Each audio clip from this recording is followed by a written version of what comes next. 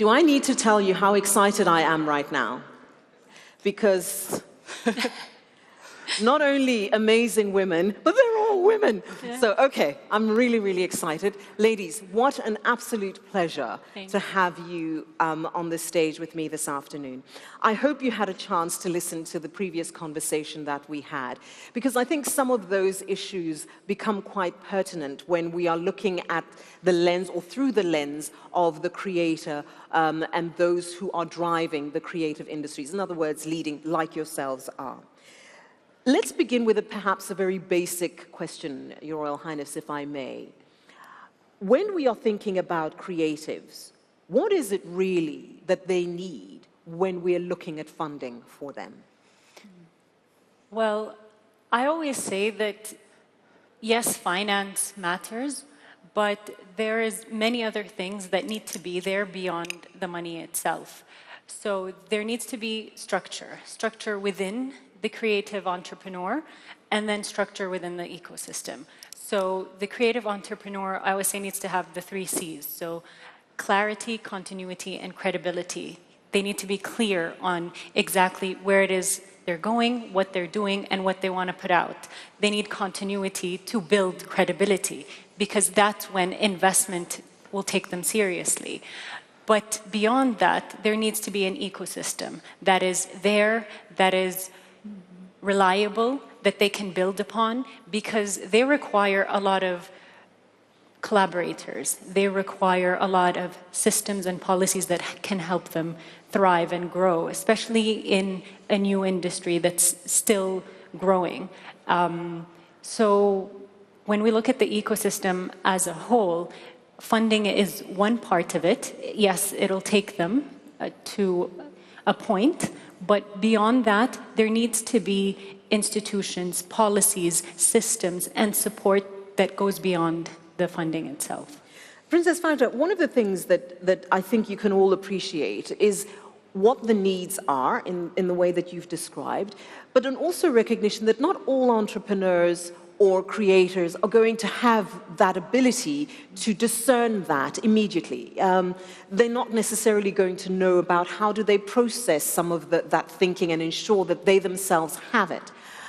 How then do we need to think differently about better supporting them to ensure that we are clear about what Princess Noura has described, that there is this sort of stack, if you will, that you need to try to think about. If you're not filling that role yourself, can you get somebody else to help you support that?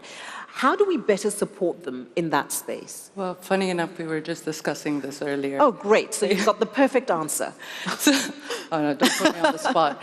But so having platforms and having networks that support entrepreneurs and from a business angle, to actually give them the space and the breadth to build that creativity that you're building that business model on.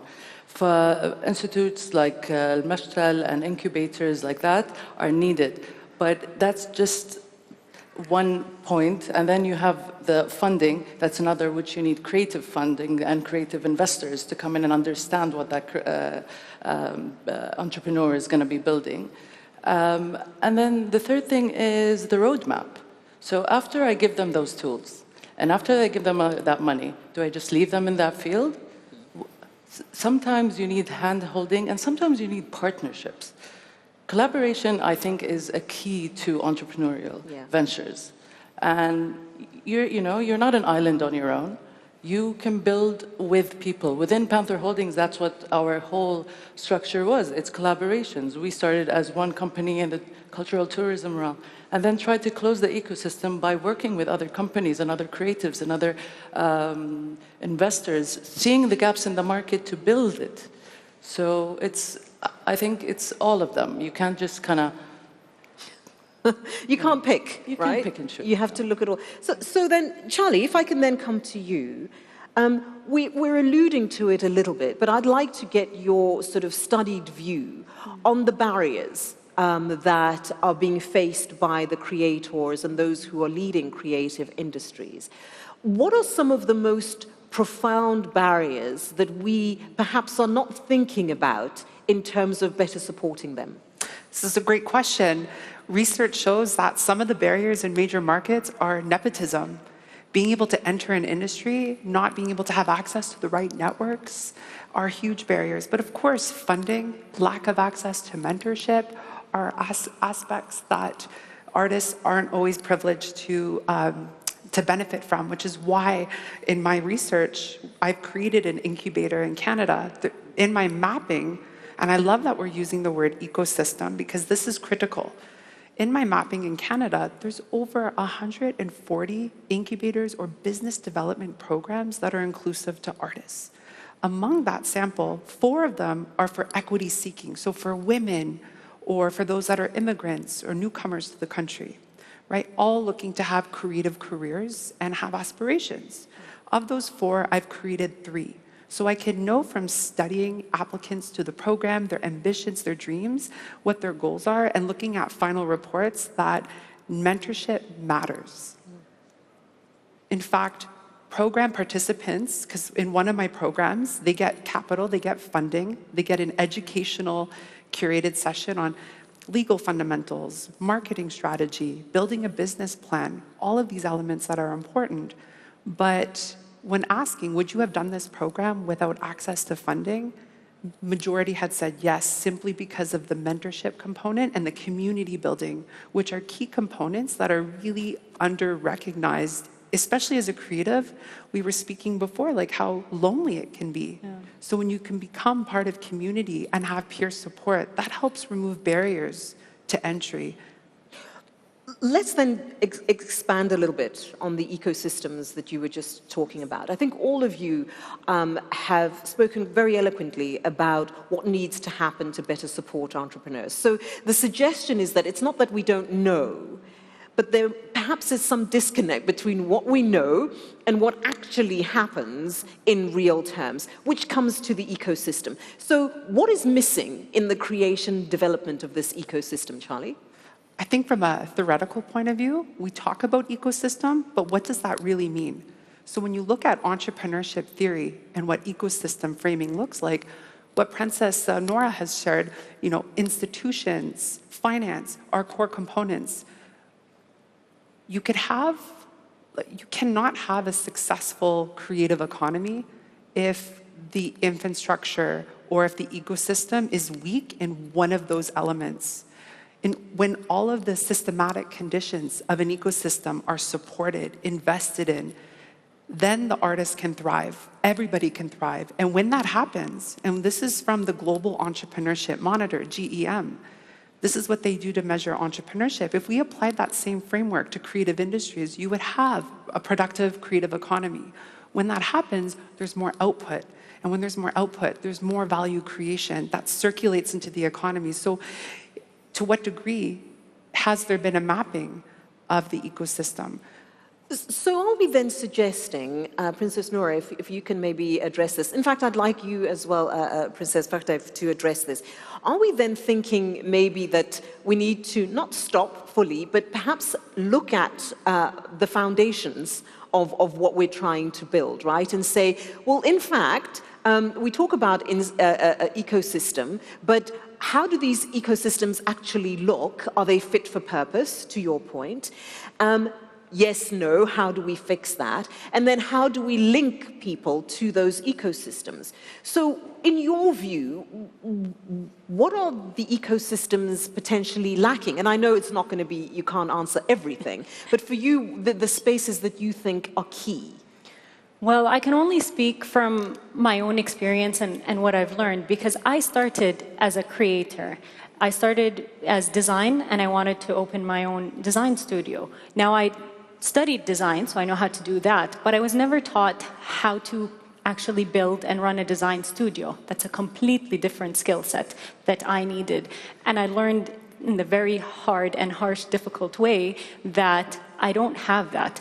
And what I learned going through is when I met with other designers who had companies and built businesses around that, is that we were all going through the same things.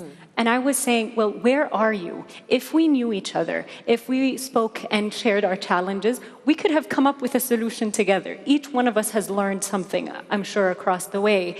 And having that space to come together, to speak, to know each other, would have been invaluable for me at the time starting out.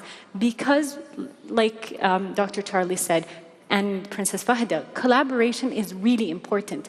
We cannot build the whole company or my whole ecosystem by myself. I need someone to help me market my products. I need someone to maybe tell my story, photograph it, help me get into exhibitions. And finding these people is very difficult. And us as creative entrepreneurs, we're usually very closed off, we're shy, we're in our own world. So going out is very difficult, and it's part of the process. And I think having access to that is a big part of that ecosystem. And of course, building your professional development is the second part. But I think the first major important step, if I were to say, is finding your peers, your collaborators, your biggest supporters within the ecosystem. Charlie, I'm going to come to you because I see your head doing a lot of movement. So I'm going to come to you in just a moment. But Princess Fahda, what are your views on that? Well, I agree with what the ladies have said, but I also think there's a conversation that needs to happen when it comes to infrastructure. It's always a top-down perspective. You build the infrastructure, you build the capabilities, you build, but you build it for the creatives that you're really coming into the room and discussing it with. So there should be a bottom-up foundational aspect as well.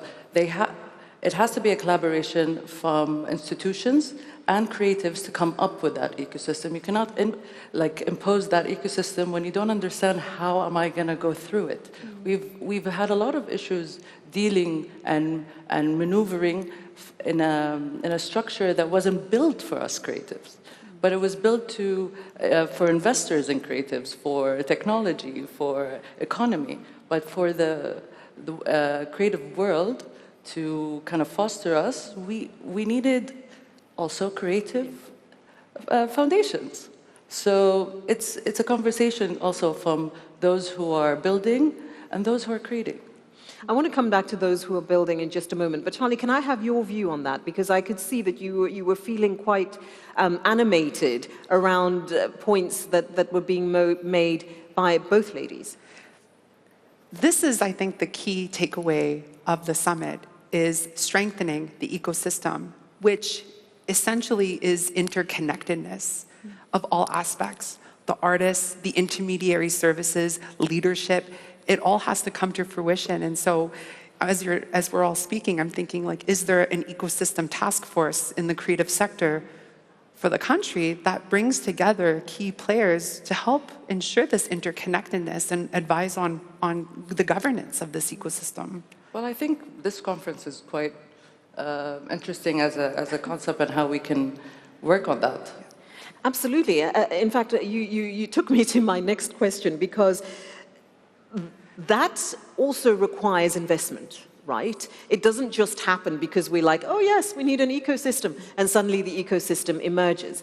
But when we are looking at investors, the next question that investors are going to ask you is like, well, how far do you want me to go? Do you want me to put food on people's tables to make sure that they're available? It sounds like I'm saying it tongue-in-cheek and as a joke, but perhaps it's not. Because in reality, oftentimes artists or creators need additional support more than just the infrastructure. Because of their creative process, they need help in terms of life, whether it's, food or, I don't know, other elements of their lives, in order to be able to conduct their creative process, because those processes are not all the same. So how far are we thinking funders need to go, Charlie? Great question. And we can see in different markets around the world how the way that you roll this out will have implications. So let me give an example. In Canada, we have a very good funding structure where artists can get grants. But the thing is, now they're too dependent on it and they're not so catered to market. Then you look at the United States where people are very catered to the market, but they don't have the public sector funding to help them accelerate. So when you have a hybrid system, great things can happen, but it's how do you ensure that those resources don't become, I can only survive if I get this funding, right? How do you take your career so that it's sustainable? It helps you scale and grow. And I think we need to understand artists' lifestyle, like the phases. The emerging phase has different needs than an established artist that might be exporting into new markets and so forth. So I think in terms of funding structures, factoring that is a critical component. Princess Fahda, your view on that? I mean, to me, as somebody who doesn't work in the creative industries per se, because a lot of what we're doing today is the creative space, but are we asking too much of funders or funding to say, you've got to look beyond just the end product and the commodity, that there's a whole additional requirement that goes with that funding, and how can you think of your modeling differently? What do you think about that? Well, look, I believe I'm a creative as well, but I'm also a business owner, and I work with creatives. And I think there's a balance between, I'm still funding and investing in creatives in say, developing a building when it's a cultural assets, and I'm working with creatives to fill that building and fill it with creativity. I need it to come to fruition at the same time, make money, develop it, be commercialized. And I think it's a collaboration between me and that creative to come to an understanding of my expectation and also my space to give them to create. Yeah. And this is when investors need to get creative themselves. This is not your average investor. This is not a, culture is something you have to believe in. And to believe in, you have to take a little risk. But also the reward is much greater. So that's what we're asking investors to do. Just take a risk on us, because as in Panther Holdings, we've already seen this. The risk we took gave amazing rewards. Yeah. And we are, one of the leading profitable tourism cultural companies here. So. I think they like that. Princess Noura, you? So for me, I share the ladies' views completely, but I also say we need to have a reframe on the creative and cultural ventures, projects, and businesses. We have to stop looking at them as charity, because that's how they've been seen by the people in the ecosystem and as well as any kind of funding coming from outside. And I think, like Dr. Charlie said, when you become dependent on it, you're not building your own capabilities and strength to survive. Al-Mashtar, which means plant nursery, was built for that. It means we will help you provide an environment, the right nutrients for you to grow strong roots to be able to survive outside.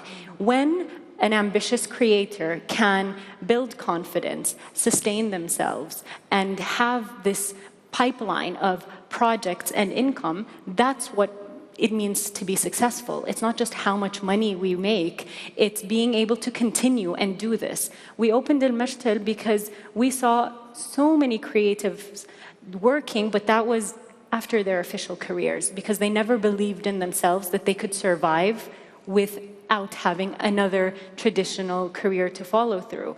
And that's why professional development, mentorship is really important, and building that business acumen.